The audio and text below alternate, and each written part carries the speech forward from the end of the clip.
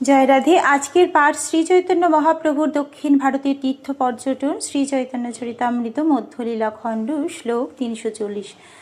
জগদানন্দ দামোদর পণ্ডিত মুকুন্দ, নাচিয়া চলিলা দেহে না ধরে আনন্দ।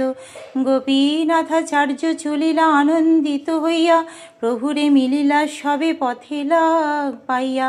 প্রভু প্রেমাবেশে সবাই কইল আলিঙ্গন, প্রেমাবেশে সবে করে আনন্দ ক্রন্দন।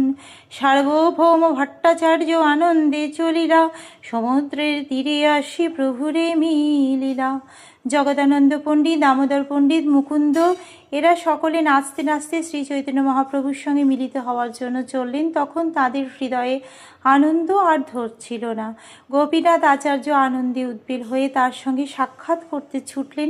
তারা সকলেই পথে মহাপ্রভুর সাক্ষাৎ পেয়ে তার সঙ্গে মিলিত হলেন। প্রেমাবেশে শ্রী চৈতন্য মহাপ্রভু তাদের সকলকে আলিঙ্গন করলেন এবং প্রেমাবিষ্ট হয়ে তারা সকলে আনন্দ ক্রন্দন করতে লাগলেন। সার্বভৌম ভট্টাচার্য মহা আনন্দে শ্রী চৈতন্য মহাপ্রভুর সঙ্গে মিলিত হতে চললেন এবং সমুদ্রের তীরে মহাপ্রভুর সঙ্গে তার সাক্ষাৎ হলো। সার্বভৌম মহাপ্রভুর পড়িলা চরণে, প্রভু তারে উঠাইয়া কইল আলিঙ্গনে। প্রেমাবেশে সার্বভৌম করিলা রোদনে, সবাঙ্গে আইলা প্রভু ঈশ্বর দর্শনে। জগন্নাথ দর্শন প্রেমাবেশে কইল, কম্পস্যেদ পুলকাশ্রুতে শরীর ভাসিল। বহু নিত্য গীত কইল প্রেমাবিষ্ট হইয়া, পাণ্ডা পাল আইল সবে মালা প্রসাদ লইয়া।